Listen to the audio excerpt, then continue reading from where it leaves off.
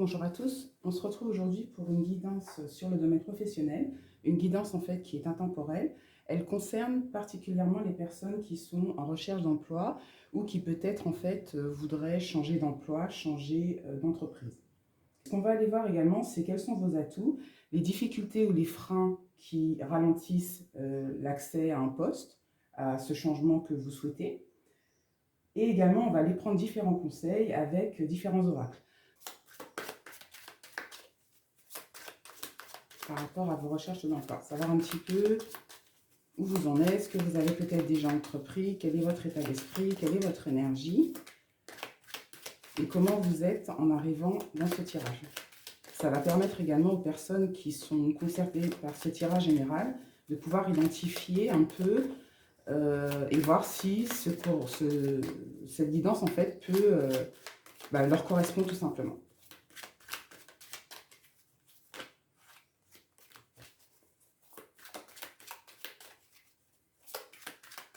Alors, votre énergie, l'énergie avec laquelle vous venez actuellement par rapport à la situation que vous vivez.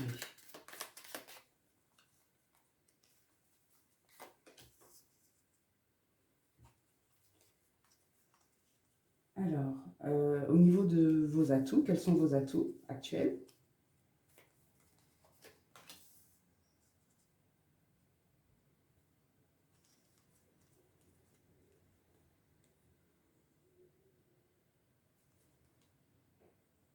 Quelles sont les difficultés que vous rencontrez par rapport à cette situation?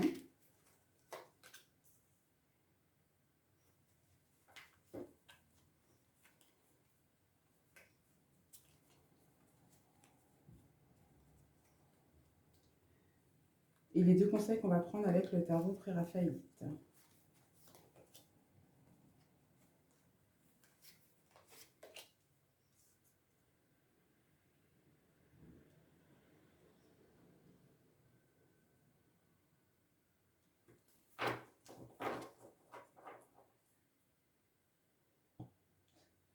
Alors, vous êtes plutôt une personne charismatique. Quand on vous voit d'un point de vue extérieur, quelqu'un d'assez confiant, de direct, qui a des objectifs et qui sait où il veut aller.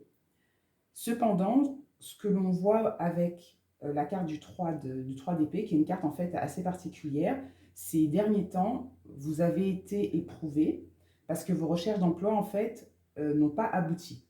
Et visiblement, c'est peut-être pas dans votre nature. Habituellement, lorsque vous entreprenez une démarche au niveau professionnel, très rapidement, vous avez des résultats qui sont positifs. Par rapport à cette situation, ce que l'on vous demande en fait, alors au niveau de la difficulté, ça va être en fait de justement prendre du recul pour pouvoir comprendre en fait ce qui se joue pour vous au niveau professionnel lors des entretiens, lorsque vous rédigez vos lettres de motivation, lorsque vous faites votre CV pour pouvoir peut-être l'adapter aux différents types de postes sur lesquels vous postulez. Réfléchissez un petit peu, je dirais, à toute euh, la stratégie de recherche d'emploi que vous avez mis en place. Il y a peut-être aussi un manque, alors je ne vais pas dire d'authenticité, mais un manque d'adéquation entre votre CV et qui vous êtes. Et c'est peut-être aussi ce qui peut être un frein lors du recrutement, parce qu'effectivement, lorsqu'un employeur recherche un candidat, il reçoit ce candidat, mais ce qu'il recherche en fait, c'est de vérifier que ce qu'il a lu sur le papier correspond bien à la personne en fait qu'il a en face de lui. Alors, il y a peut-être aussi ce côté, parce que c'est des choses aussi qui arrivent, parfois quand les personnes sont en recherche d'emploi et qu'elles ont ce besoin alimentaire, de pouvoir payer des factures, d'avoir un minimum d'autonomie, on tend en fait à diminuer ses compétences pour pouvoir en fait coller au plus possible au poste pour lequel on recrute, on postule. Alors je vous prends par exemple un exemple qui va être peut-être exagéré. Donc ça peut être par exemple un ingénieur, une personne qui a fait des études, qui est ingénieur, ou peut-être une école de commerce, peu importe, et qui a eu des difficultés à trouver du travail dans son domaine. Donc cette personne, elle est confiante, elle est sur le socle de ses compétences, parce qu'effectivement, elle a un niveau d'études qui est assez élevé. Cependant, dans le secteur dans lequel elle ne trouve pas de travail. Alors, ce qui peut se passer, c'est qu'effectivement, quand on a besoin de pouvoir travailler, parfois on va chercher des postes en fait qui sont en deçà de nos compétences pour pouvoir en fait obtenir un travail. Et c'est peut-être en fait ce gap qui est peut-être aussi perçu lors des entretiens, qui fait que bah, il n'y a pas d'adéquation, c'est-à-dire qu'on a un ingénieur qui arrive, qui postule par exemple pour un poste d'assistant. Quand en fait on reçoit la personne, on voit que ça ne correspond pas, et effectivement le candidat bah, n'est pas retenu puisqu'on sait qu'à terme, euh, au niveau du poste, la personne ne restera pas dans l'emploi, que c'est juste en fait une passerelle pour elle pour ensuite aller accéder à autre chose et être dans un positionnement qui correspond mieux à ses qualifications. Donc c'est peut-être ça aussi. Donc de revoir un petit peu au niveau de la façon dont vous vous présentez quand vous arrivez avec assurance aux entretiens, de vérifier en fait ben, qui vous avez. Alors ce n'est pas tellement de vérifier, de regarder en fait quelles sont, enfin d'observer les attentes du recruteur pour savoir en correspondez bien au poste pour pouvoir en fait peut-être un petit peu vous ajuster ou alors tout simplement, même si pour vous c'est un petit peu plus compliqué actuellement, de faire preuve de patience, de rechercher des postes en fait qui vont plutôt être en lien avec votre domaine professionnel, s'il est très spécifique ou pas d'ailleurs, et avec votre niveau de qualification, pour pouvoir en fait arriver à votre objectif et obtenir un emploi. Voilà. Puisque la carte aussi bah, du pendu, c'est une carte de patience, mais c'est une patience dans laquelle en fait on n'est pas que léthargique, les choses sont à l'arrêt, puisqu'on est pendu, hein. Les choses sont à l'arrêt, mais c'est une période qui permet en fait de pouvoir prendre du recul pour observer, comprendre ce qui se passe et déterminer les enjeux et mieux évaluer en fait les situations pour pouvoir justement accéder à ce que l'on recherche. Au niveau des conseils avec le cavalier de coupe, ce que l'on vous dit également, c'est exactement ça, d'aller en fait plus vers des choses qui vont vous correspondre, qui vont vous stimuler au niveau professionnel, plutôt que peut-être répondre à des offres d'emploi qui vont être tout azimut, puisque la stimulation, au final, n'y sera pas. Et cette dimension dont je parlais tout à l'heure, qui était en fait alimentaire, bah, c'est peut-être ce qui est perçu au niveau des entretiens et qui fait que bah, vos entretiens, pour le moment, ne sont pas fructueux parce que vous n'arrivez pas à convaincre peut-être les recruteurs par rapport au véritable intérêt que vous avez pour le poste. Voilà, c'est plutôt l'histoire des enjeux masqués, c'est-à-dire que l'enjeu pour lequel vous venez postuler est peut-être pas, enfin c'est même pas peut-être pas, c'est qu'il n'est pas en fait celui de l'intérêt du poste, mais celui d'une situation en fait plutôt financière. Et de toute façon, la carte donc, du 6 de denier rejoint en fait un peu ce propos en disant que oui, il y a un équilibre à trouver entre la situation financière que vous vivez qui actuellement est inconfortable, le souhait du poste que vous souhaitez obtenir, de faire la balance en fait entre les deux pour pouvoir en fait vous donner un maximum de chances. Donc on va maintenant aller chercher un message avec l'oracle Mission de vie.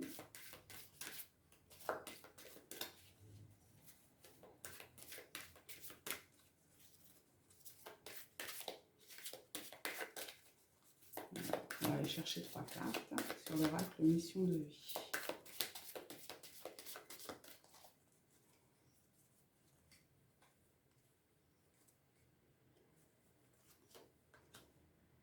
Ouais, l'ego.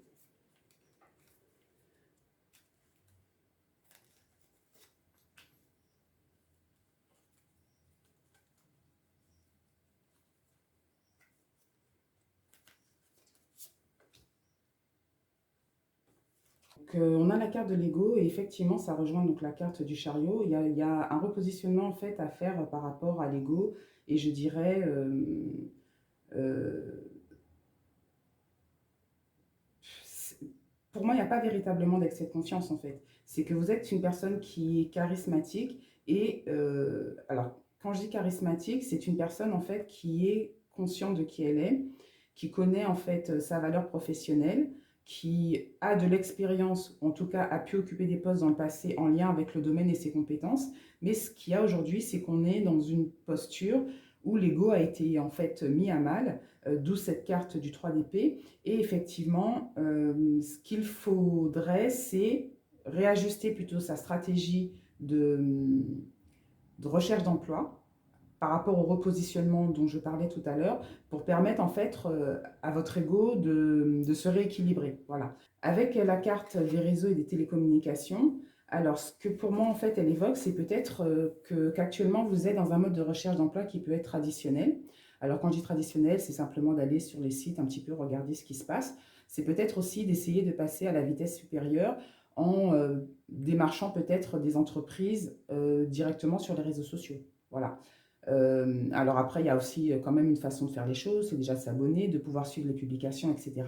Et puis d'interagir jusqu'à peut-être arriver à proposer votre candidature pour pouvoir, en direct, pour pouvoir avoir les postes. En tout cas, de trouver la façon de pouvoir accélérer ses recherches d'emploi via les réseaux de télécommunications qui sont donc actuellement très clairement les réseaux sociaux. Voilà. Donc de sortir un petit peu des sentiers battus où tout le monde fait ses recherches d'emploi de façon assez conventionnelle pour pouvoir en fait bousculer les choses et vous déclencher une opportunité que vous n'auriez peut-être pas eue auparavant, ou même d'aller cibler des entreprises, peut-être, je ne sais pas, des startups, des entreprises qui débutent dans le secteur que vous souhaitez et qui vont vous permettre de pouvoir accéder au type de poste et de fonction que vous souhaitez. Voilà. En fait, il faut rester vraiment ouvert, essayer d'être, je ne vais pas dire d'avoir une vision qui soit plus élargie, mais malgré tout de rester en fait efficace pour ne pas se disperser. Voilà, ça peut être aussi ça. Et le fait en fait d'aller sur les réseaux sociaux, par exemple, ça permet aussi de voir, même si quand on est salarié, on a une meilleure idée de ce qui se passe en coulisses, mais déjà en fait ce qui peut être apporté comme vision au niveau de l'entreprise, sa politique, ses valeurs, etc. Le dynamisme dans lequel ils sont au niveau des innovations, peu importe. Tout ça, en fait, sur les réseaux sociaux, ça va vous permettre de pouvoir augmenter vos connaissances et votre culture de l'entreprise. Et ce sera aussi des atouts pour vous pour pouvoir construire vos entretiens et puis montrer que vous êtes vraiment intéressé par l'entreprise, le domaine et que vous connaissez puisque vous les suivez et que vous connaissez très bien leur activité sur les réseaux sociaux. Donc, tous ces éléments-là. Alors, la carte du conquérant de la guérison, c'est une carte en fait qui démontre que vous avez une capacité, alors en lien avec la communication, que vous êtes une personne en fait assez empathique et que peut-être en fait au niveau professionnel, il y a quelque chose de l'ordre de la transmission, euh, de la transmission, de la formation, et que c'est peut-être en fait au niveau de l'orientation professionnelle dans votre domaine de rechercher en fait peut-être des opportunités qui vont se trouver autour, toujours pareil, hein, de la communication. De la communication pour pouvoir transmettre aux autres et leur permettre de se former et d'évoluer également. On va maintenant aller voir au niveau de l'oracle les esprits guides. Quel est le message pour vous?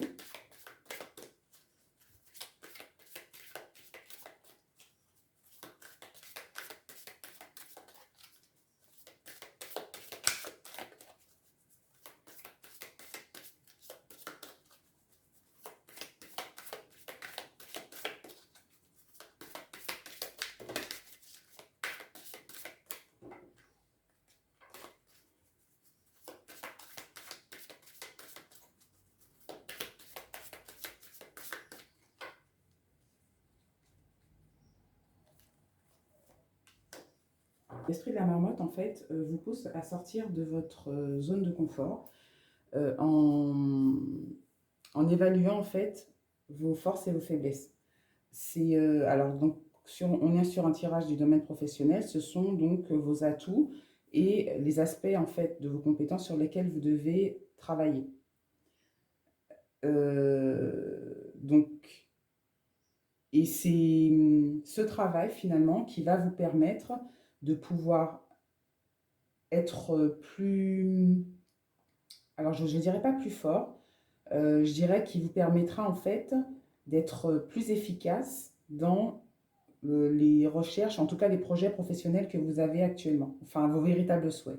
Donc c'est effectivement d'essayer peut-être de sortir de cette situation où vous faites des recherches d'emploi pour des postes en fait qui ne correspondent pas à votre valeur professionnelle tout simplement, en allant se repositionner autrement, en ajustant en fait tout, hein, votre CV, votre lettre de motivation, votre présentation également pour qu'il y ait une adéquation au niveau des postes, et également en travaillant sur vos compétences que vous pouvez avoir, apporter, quels sont vos acquis, quelle est votre expertise, vraiment en travaillant plus de façon minutieuse et dans le détail pour pouvoir en fait reprendre confiance en vous par rapport à tous les écueils que vous avez eus dernièrement par rapport aux précédents entretiens et puis mieux pouvoir vous vendre et vous repositionner d'un point de vue professionnel. Voilà.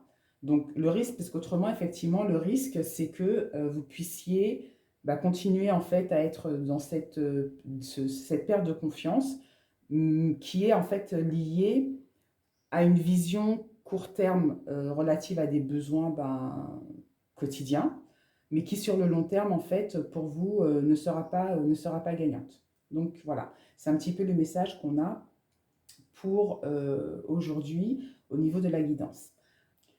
Laissez-moi en commentaire vos retours par rapport à cette guidance pour savoir en fait si elle correspondait bien aux difficultés que vous traversez aujourd'hui et voir un petit peu quels sont les plans d'action que vous pourrez mettre en place pour pouvoir revoir un peu votre stratégie, on va dire, de recherche d'emploi pour qu'elle puisse être plus efficace pour vous, mais également qu'elle puisse vous apporter plus de satisfaction dans les périodes à venir. Je vous laisse ici, je vous dis à très bientôt pour une prochaine guidance. Bye bye.